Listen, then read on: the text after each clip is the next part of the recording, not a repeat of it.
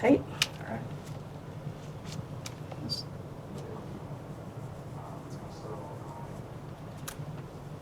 At least you got veins.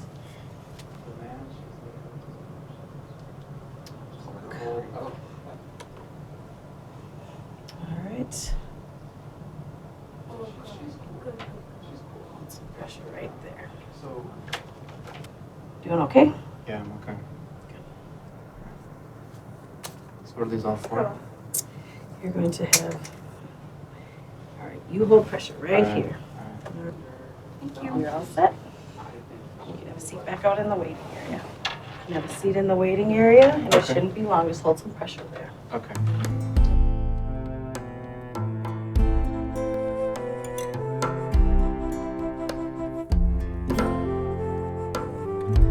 So, I just wanted to give you good news. The HIV test was negative. So you don't have to worry about that, at least for now. And we usually follow up on this by making sure that you understand how to protect yourself in the future and answer any questions you might have about protecting yourself. How does one protect themselves from getting HIV? Well, you have to recognize, first of all, the basic ways are sexual interaction, usually sexual intercourse. Okay. Vaginal intercourse in your case. Also oral sex can do it, although much more rarely. And injecting drug use. I don't think you do any injecting drug use, but, No. but that can also be done safely as long as the works are yours and yours alone. Mm-hmm. So I don't have any sense of what your sexual interactions are like. Men, women? I am with someone. Mhm. He's a guy. Okay. And Mhm. we are sexually active. We use protection. There have been days where we haven't. And Okay. he's never gotten tested before, so. So do you have any reason to think that he might be HIV positive? Has he ever had any drug use in the past? You don't know of any male-male sexual contacts he's No. had? So that makes him more safe, although you never know for sure. Yeah, are there any signs? I mean, how do we know?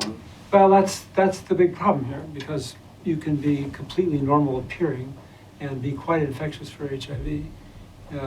So that's the reason why when you have sex without condoms, it should be with someone you've had a long-term relationship with, and until you know a person well, and until you actually talk it over, and sometimes even go down and get a test together, I would be reluctant to go without him.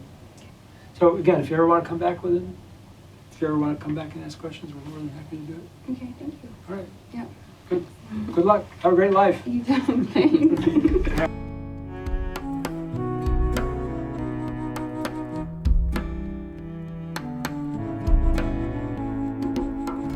HIV was the last thing that was on my mind on this day. All I wanted to do was to get back to work. Little did I know that the doctors were actually taking their time behind closed doors because they were figuring out how they were going to tell me that I was HIV positive. So I don't know a heck of a lot about what you know about this, but I don't know anything actually. It's really, you think it's really so positive? that's the first thing to be said. Okay. It's a screening test. That requires a confirmation test, but it's very rarely wrong. I never forget the doctor asked me, you haven't had an HIV test for a long time. I think you should do a rapid HIV test. And so I agreed to do a rapid HIV test. I thought it was stupid. I mean, I don't even know really what HIV is. I don't have any symptoms of HIV. And to be honest with you, I didn't even know what were the symptoms of HIV. And so I went and agreed to do the rapid HIV test. So she drew my blood. And then 20 minutes later, she brought me back to the office, and that normal 30-year-old man had turned into an HIV positive man, and I had no idea, how this could have happened. Where did this come from? And so it's amazing in just 20 minutes how your life can change. So let me ask a question. Had you ever had a test before this? Yeah, I've had. How long ago was your last negative test? Like over a year. That's a good thing, because it means that your infection is pretty new, Okay. which means you almost certainly going to have a lot of time to think about this and come to understand it and gather more information about it. What do am I gonna live a normal, I don't know, what's gonna happen to me? So it's a new world in HIV. It's a significant hassle, but it is either not going to shorten your lifespan at all, or it's going to only shorten it a little bit. My words of encouragement and advice to people who were just diagnosed with HIV. Maybe you're watching this and you have just received that HIV diagnosis, or maybe you have a friend who was just diagnosed with HIV. My word of advice is that, number one, you're living with HIV. Before we can talk about how do you deal with this diagnosis, you first and foremost have to realize that you're living. Don't lose sight of that. You're alive. You're okay. You're going to be okay. Those were words of comfort to me, regardless of what happened to me in my life. I needed to know that I was going to be okay. You're going to be okay.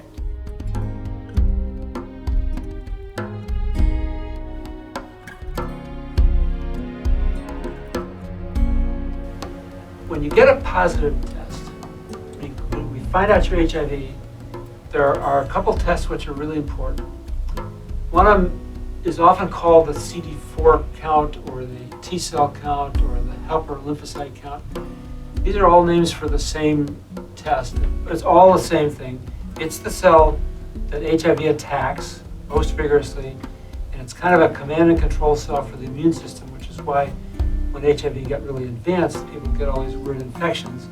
And it's the single best test to tell how much damage HIV has done to your immune system. So that's the most important test until you start taking meds, because it's the one we key off of in deciding when you need to start.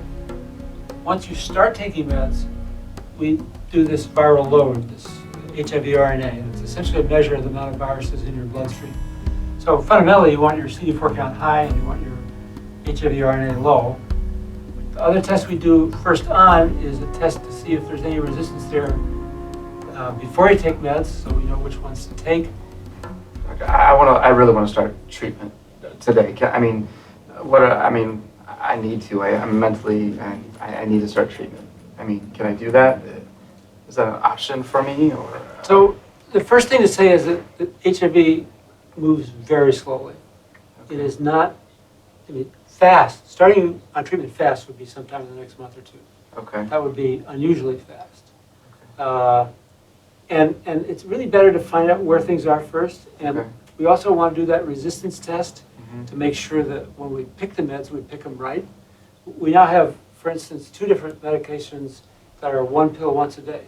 So you get 2 different meds. So it might not be like 20 pills, and I think of HIV and I think of all these pills you have to.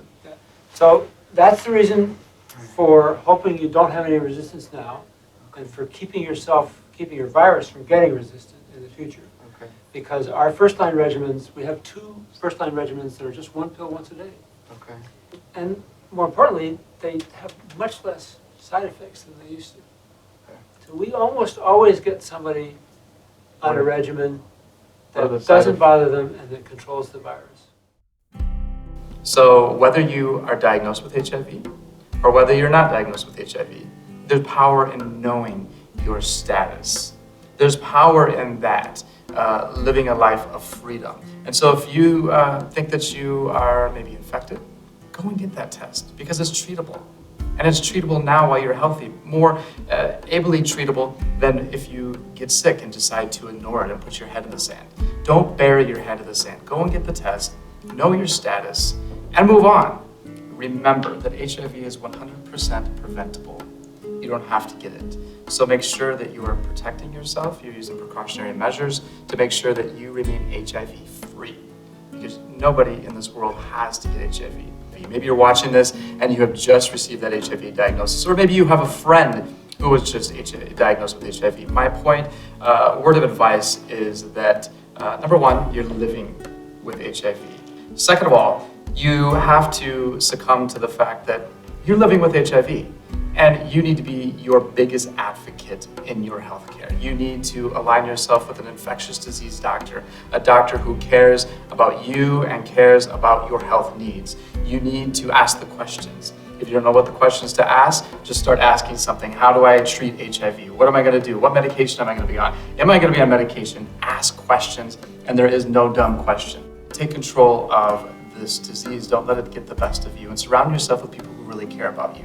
There's going to be people in life that are going to judge you because you have HIV.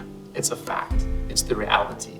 Move on and surround yourself with people, whether they're family or whether they're friends, who love you and care about you for you living with HIV. They're out there. Just make sure you surround yourself with healthy people, because for me, HIV has not necessarily been a physical disease. It's more of a mental disease for me.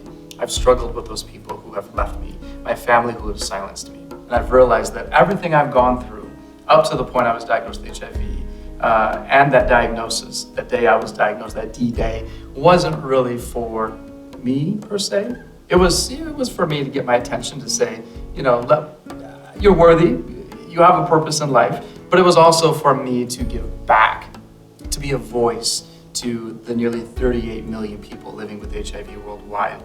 Getting diagnosed early is the key, because there's treatments, there's a long life you have to live, and we have to, as a world, stop lying to ourselves that this doesn't exist and it can't happen to us, because it can happen to anybody. Happen to me, and it can happen to you.